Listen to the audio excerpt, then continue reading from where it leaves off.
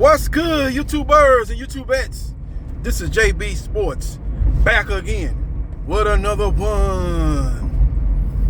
IBF middleweight champion Gennady Golovkin, aka Triple G, will defend his IBF strap against WBA middleweight champion Murata in a unification fight that's going to take place at 160 pounds. It's going to be in Murata's backyard of Saitama, Japan. The venue will be Saitama Super Arena. And this is a fight that's going to go a long ways in determining who is the top dog in the middleweight division. And there's a caveat for Triple G, man, because if he's able to get this win, that will set the stage for him to get his much wanted trilogy with the Cash Cow Boxing undisputed super middleweight champion Saul Canelo Alvarez. Now, first order of business for Alvarez is to defeat WBA light heavyweight champion Dimitri Bivol. Now, he will be jumping up another weight class and looking to get another strap to add on to his resume, as he's a guy that has shown on many occasions that he's able to jump weight classes and beat champions. And he'll be looking to do the same thing on Cinco de Mayo weekend. With all that being said, let's break down Triple G versus Murata. Well, let's see how I break down Triple G versus Murata. This is going to be a very good matchup, man. You can put this fight in a phone booth. It's going to be a lot of toe-to-toe action. But I think the versatility of Triple G gives him the upper hand, as he can fight a toe-to-toe fight, and he can fight off the back foot too. He's a little bit more versatile than Murata. But when you're a guy that's going on the road and you fighting a champion in his backyard in another country on foreign soil, you must dominate every round. And if you get the stoppage, you need to go for it. Go for the gusto.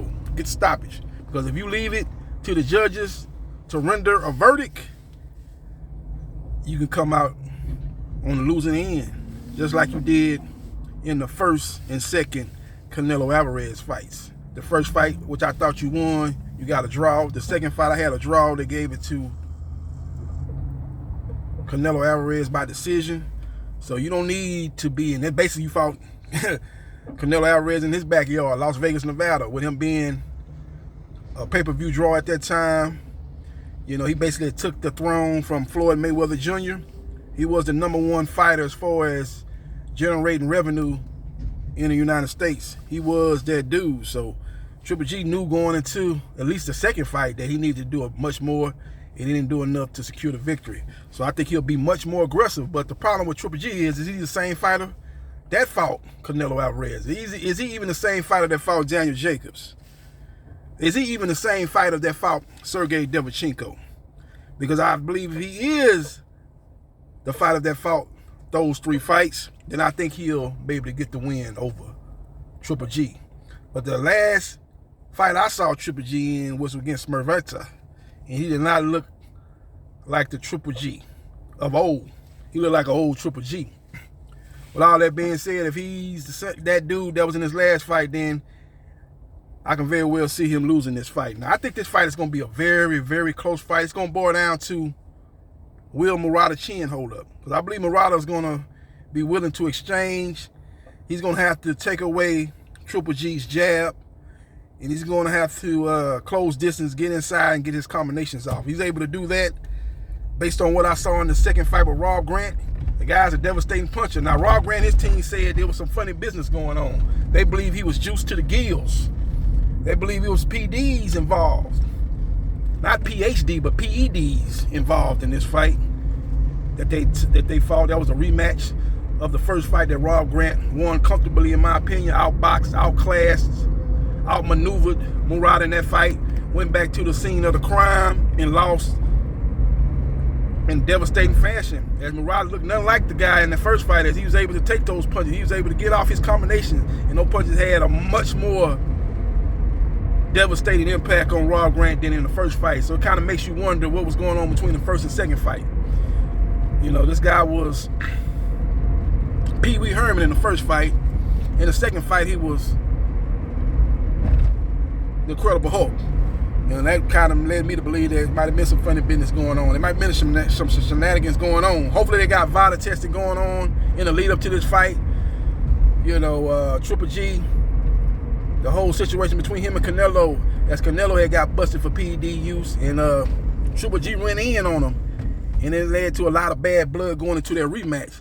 So hopefully Triple G has his I's dotted and his T's crossed, and they do have VADA drug testing or some similar form of drug testing in the lead up to this fight, because if they don't, and that Murata that showed up in the second Raw Grand fight, Triple G gonna have to have Triple G's gonna have his hands full. And we could even be looking at the Triple G who's able to turn back the clock to 5 years ago. Triple G, he'll have his hands full with that Murata. That guy was indestructible, man. I'm not accusing him of anything. I don't have no evidence, but I just know what I saw in the first fight, and it was just a complete 180 from the Murata in the first fight than the Murata in the second fight. So I think Triple G, again, is the most versatile fighter. I believe Murata might be actually on par with him as far as punching power goes.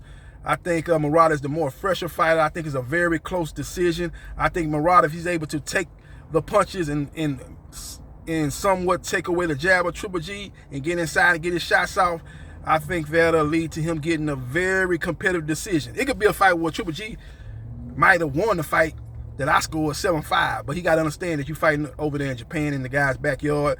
It could easily go 7-5 in the other direction, especially when you got a lot of close rounds and the crowd making noise every time Murata let his hands go. And then when Triple G might be landing shots, they might, crowd's not making no noise like that. And Triple G is the kind of guy, man, when he gets hit, especially in the head, man, you can just see he got, I guess, I don't know, because the hair on his head and stuff like that, his hair get to moving, flying and stuff like that. I remember the punches that Canelo was connecting with, in particular in that second fight, man. Those punches was just having an impact on his head, on his face with those head shots. You can see his face getting physically moved back. You can see the hair on his head getting moved around with those punches.